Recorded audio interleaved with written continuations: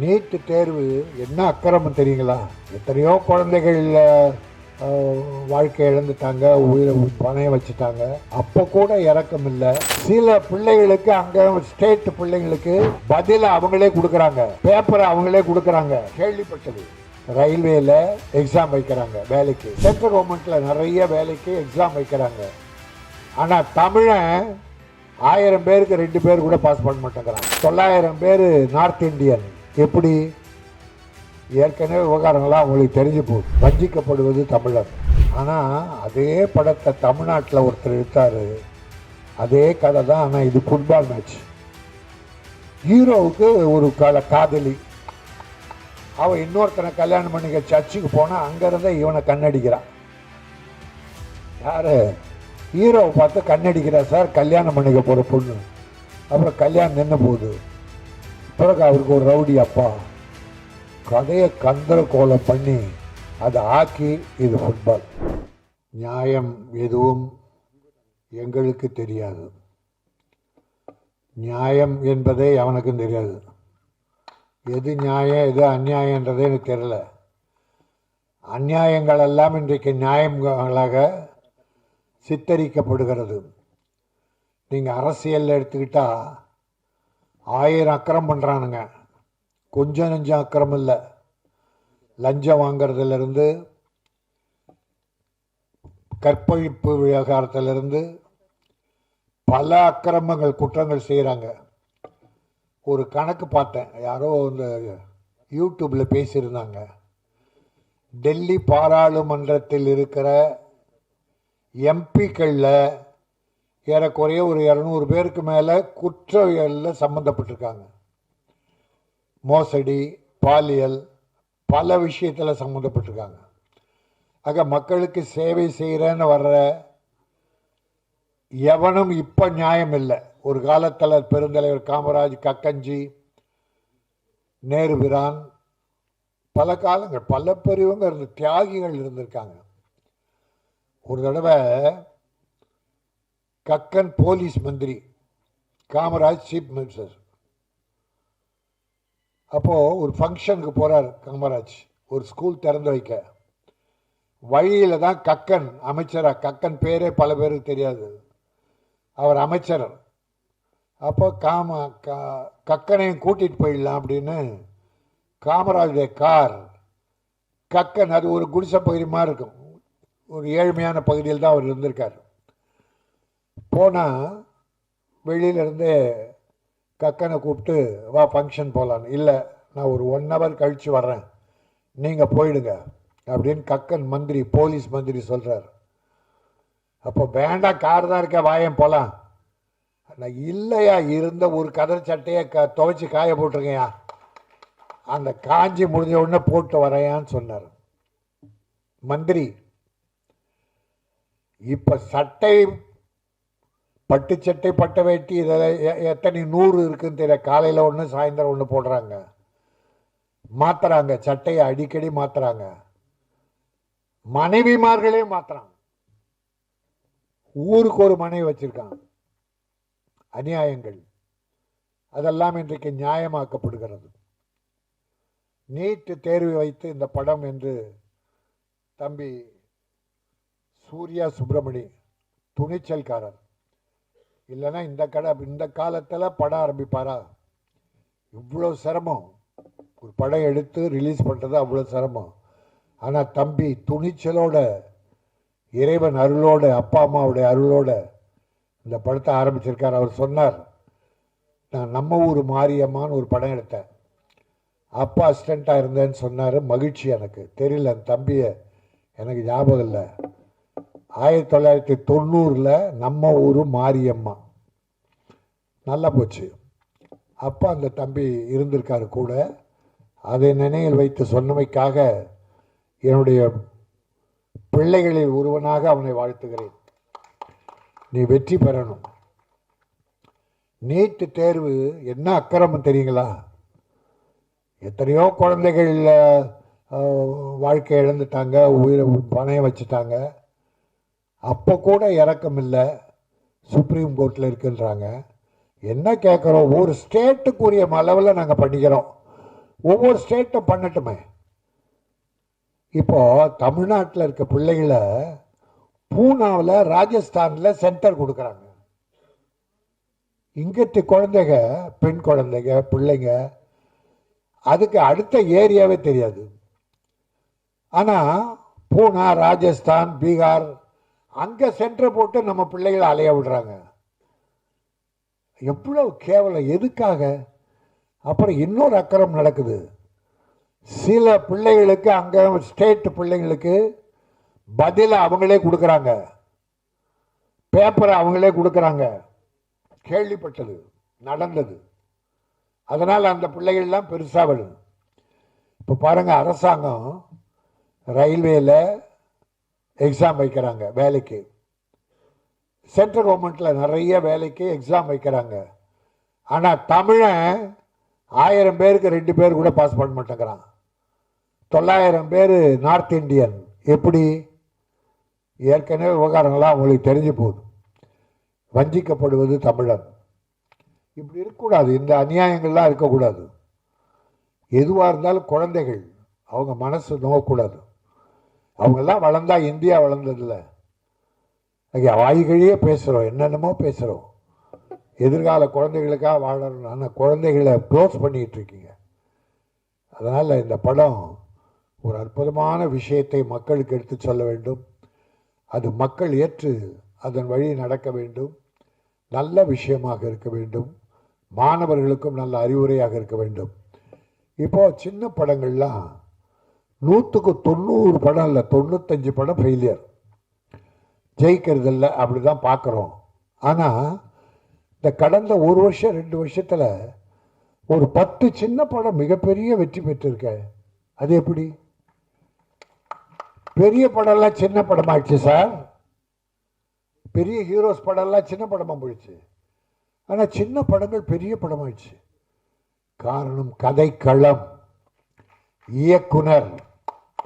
இயக்குனர் தான் எல்லாமே, ஹீரோக்கள்லாம் அப்புறம்தான். ஆனால் இப்போ பல பெரிய இயக்குனர்கள் பெரிய கதாநாயகனுக்காக கதை எழுதுறாங்க.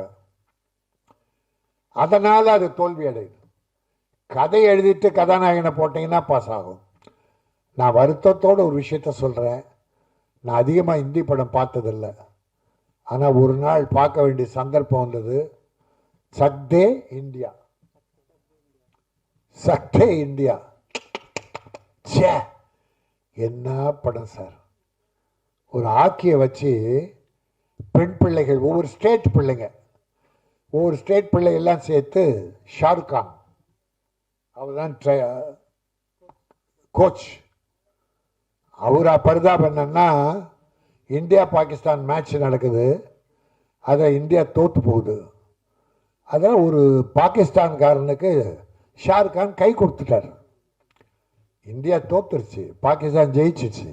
ஒரு ஃப்ரெண்ட்ஷிப்பில் ஒரு கை கொடுத்துட்டார் சார். ஸ்போர்ட்ஸில் இதான் நாகரிகம். தோத்தாலும் கை கொடுக்கணும், வாழ்த்தணும். ஆனால் அந்த ஊர் ஜனங்கள்லாம் சேர்ந்து ஷாருக் கான் குடும்பத்தையே காரி துப்பி, பாகிஸ்தான்காரனுக்கு கை கொடுக்குறேன்னு வீட்டை அம்மாவோட காலி பண்ணிட்டு போயிடுறான். போயிட்டு அப்புறம் யாரையோ ட்ரை பண்ணி ஒரு கோச் ஆகி, ஒரு ஊர் ஸ்டேட்டில் இருக்க பிள்ளைங்க, தமிழ்நாடு, ஆந்திரா, மகாராஷ்டிரா, பெண் பிள்ளைகள், ஒரு கோச் ட்ரை பண்ணுறார் சார், ட்ரைனிங் கொடுக்குறாரு. அதில் அந்த பிள்ளைகளுக்குள்ள ஒரு ஈகோ, அந்த கேர்ள்ஸுக்குள்ளே ஒரு ஈகோ, போராட்டம். அதை சமாளிக்கிறார். சமாளித்து கடைசியில் எல்லா பிள்ளைகளும் பிரமாதமாக ட்ரெயின் பண்ணி வேர்ல்டு கப்பு ஜெயிக்க வைக்கிறார் சார். இதான் சார் கதை. என்ன சார், ஒரு லைன் மிஸ் ஆகி வேற ரூட்டுக்கு போகல சார் கதை. ஒரு இன்ச்சு கூட வேற போல. சாங் கிடையாது, ஒரே ஒரு பேக்ரவுண்ட் சாங். குரூப் டான்ஸ் கிடையாது, லவ் கிடையாது, அவருக்கு ஒரு காதலி கிடையாது. கதை நடத்து அப்படி கொண்டு போய் முடிச்சார் சார். ஆனால் அதே படத்தை தமிழ்நாட்டில் ஒருத்தர் எடுத்தார், அதே கதை தான். ஆனால் இது ஃபுட்பால் மேட்ச். ஹீரோவுக்கு ஒரு காதலி, அவன் இன்னொருத்தனை கல்யாணம் பண்ணிக்க சர்ச்சுக்கு போனால் அங்கேருந்தே இவனை கண்ணடிக்கிறான். யார்? ஹீரோவை பார்த்து கண்ணடிக்கிறா சார், கல்யாணம் பண்ணிக்க போகிற பொண்ணு. அப்புறம் கல்யாணம் நின்று போகுது. பிறகு அவருக்கு ஒரு ரவுடி அப்பா, கதையை கந்தரக்கோலம் பண்ணி அதை ஆக்கி இது ஃபுட்பால். செலவு என்ன இது, அது செலவு என்ன, இது செலவு என்ன, இல்லை கதையை எப்படி ஹீரோவுக்காக மாற்றுறாங்கன்றதுக்காக சொல்ல வரேன். ஆனால் இப்போ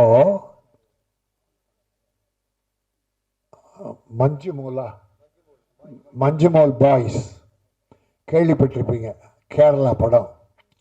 ஒரு ஊரில் கிராமத்தில், மஞ்சுமோல் கிராமத்தில் இருந்து 10 பசங்க கொடைக்கானல் வந்து சுற்றுலா வர்றாங்க. ஒரு பையன் தவறி விழுந்துடுறான் சார், அவனை காப்பாற்றணும். இதுதான் சார் கதை.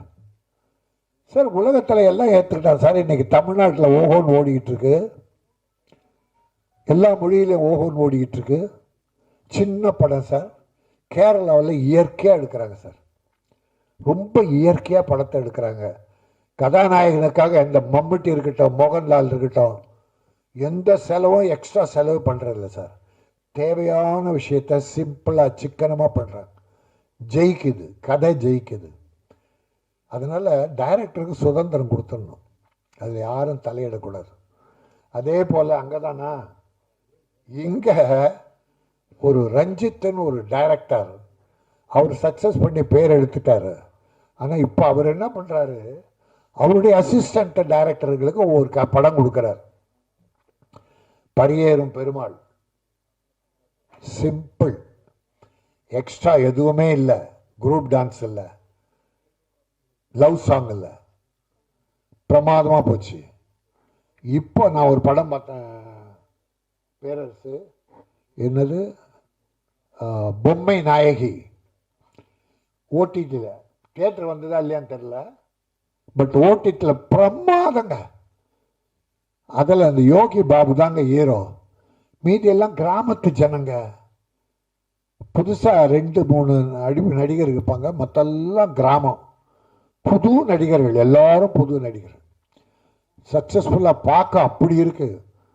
ஒரு ஏழை விட்டு பொண்ணை ஒருத்தன் பலாத்காரம் பண்ணிடுறான். அதை கோர்ட்டில் எப்படி அது ஏழைக்கு நியாயம் கிடைக்கல, பிறகு ஒரு வக்கீல் வாதாடி எப்படி நியாயம் பெறார். பிரமாதமாக பண்ணியிருக்கு சார். இன்னொன்று ரஞ்சித்து ப்ளூ ஸ்டார்னு ஒரு படம் பார்த்தேன், கிரிக்கெட். ரஞ்சித், நீ வாழ்க, தமிழின் பெருமையை உலகம் கொண்டு போகிறாய். அவர் தான் சார்பட்டான் ஒரு இயற்கையாக பாக்ஸிங் எடுத்தார், பிரமாதம். அவர் பண்ணல, அதெல்லாம் கதையை செலக்ட் பண்ணி அசிஸ்டண்ட்டை விட்டு டைரக்ட் பண்ண வச்சு சக்ஸஸ் பண்ணி கொடுக்குறார். அப்படிப்பட்ட பெரிய வளர்ந்துட்ட டைரக்டருங்க அப்படி பண்ணணும். இளைஞர்களை ஊக்குவித்து வளர வைக்கணும், நல்ல படங்கள் பண்ணணும். போல் நான் நியாயங்கள் எதுவும் எனக்கு தெரியாதுன்றதுக்கு நான் ஒரு 5 நாள் ஜெயிலில் இருந்தேன். இந்த திருட்டு விசிடி எதிர்த்து போராடி ஹேராம் வச்சிங்களேன், அதில் தான் பர்மா பசார். ஜெயிலில் இருந்தப்போ ஒவ்வொரு குற்றவாளிகளை விசாரித்தேன் சார். தவறே பண்ணாத பல பேர் ஜெயிலில் இருக்காங்க. அவங்க ஜாமீன் எடுத்து வெளியே வர காசு இல்லாத ஏழைகள். ஆனால் அந்த தவறை பண்ணவன் பணக்காரன். போலீஸே செட் பண்ணி பணக்காரனை தப்பிக்க விட்டு அந்த ஏழை ஜெயிலில் போட்டாங்க. அவனால் ஜாமீன் கூட எடுக்க முடியவில்லை. பல வருஷம் உள்ள இருந்தாங்க. அப்படி பலரை சந்தித்தேன். குற்றம் செய்யாதவர்களெல்லாம், நியாயவான்களெல்லாம் அநியாயவான்களாக உள்ள போட்ட உண்டு. கற்பழிப்புக்கு என் அருமை சகோதரர் பேரரசு சுட்டு தள்ளணுன்னாரு. சட்டம் என்ன சட்டம்? அங்கே ஒரு மல்யுத்த வீரர் கூட, ஒரு மல்யுத்த வீராங்கனை எதுவும் தொட்டு தப்பு பண்ணிட்டாருன்னு இன்ன வரைக்கும் அது ஒன்றும் சக்ஸஸ் ஆகலை. அந்த பொண்ணும் பதக்கத்தெல்லாம் தூக்கி போட்டுருச்சு. எல்லா இடத்துலையும் இருக்குது, இங்கே இல்லை, எல்லா நாடு பூரா இருக்குதுன்னா அந்த அக்கிரமங்கள் பெருகி போயிட்டு அதை எடுத்து சொல்லுகிற நியாயம் எதுவும் எங்களுக்கு தெரியாது. தெரிஞ்சுக்கணும், நியாயமானவர்கள் அதை தெரிஞ்சுக்கணும், நியாயத்துக்காக போராடணும், அநியாயக்காரனை எதிர்க்கணும், சட்டம் ஒழுங்கை எதிர்த்து போராடணும் தப்பு பண்ணா. ஆகவே இந்த அற்புதமான நியாயம், இந்த தைரியம், எவ்வளோ தைரியம் இந்த டைரக்டருக்கு இப்படி ஒரு தலைப்பை வைக்கிறது. இதனால் கதையிலும் ஏதோ புதுமைகள் புரட்சிகள் இருக்கும் என்பதிலே நான் மகிழ்ச்சியோடு வரவேற்கிறேன்.